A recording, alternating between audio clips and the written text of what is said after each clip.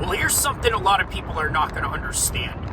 Just because Joe Rogan shows support for Robert Kennedy, it does not mean that he is against Donald Trump in any kind of way. And I know the common misconception that is going on with the fact that, okay, we're not really a democracy, but we have a certain system that inputs two parties that you have to come from in order to become a president, and in some cases even certain positions in the Senate or Congress. There's no way around that. So the argument is that, you know what, Joe Rogan is taking votes away from Donald Trump. And that could be the case, but the other side of it is Joe Rogan standing on principles. But the common denominator of this whole entire story is that many people in the political sphere of America today, if not the entire world, truly behave like children in a way where, oh, he doesn't like me, or he didn't vote for me, or he's not endorsing me, so F him and everything that he's feeling in that particular moment. That's how a lot of people operate in today's climate. There is no nuances.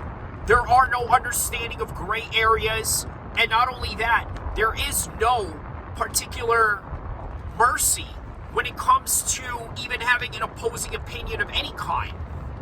Now, why is that? Well, we can go into sociological reasons as to what is making many people, let's say, very, how do I say this, agitated and easily irritable, to the point where they create riots like they do in London for whatever frustration they have, right? There's an entire sociological explanation for that. However, this is not for that video. But rest assured and understand that whenever you stand against somebody, whether it would be in the political arena or whether it would be in the sports arena, once again, it goes back to that term that I coined in the previous videos, which is what? Honor culture. Honor culture is literally what makes you go and say, you don't support me, F you. There's a part of me where I sort of do that with people that don't support my YouTube channel. I say to myself sometimes, well, if this guy is truly my friend, well, why is he not supporting my channel? And then I realize, you know what?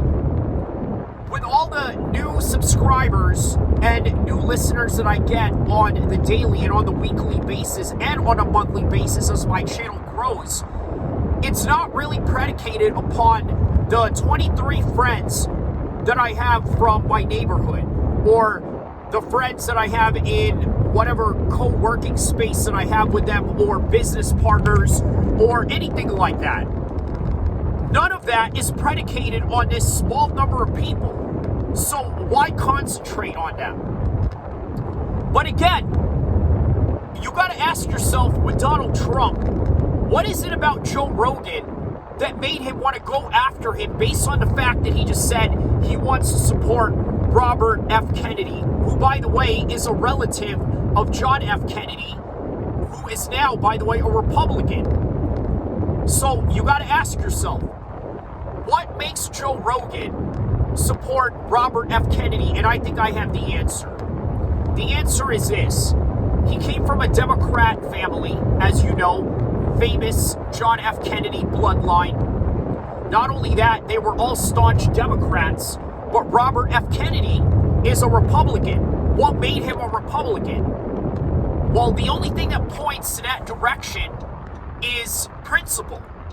Whatever made him decide to join the opposing party that his parents and his grandparents and his legendary family members were a part of, whatever motivated him to not wanting to be a part of them anymore was based on principles.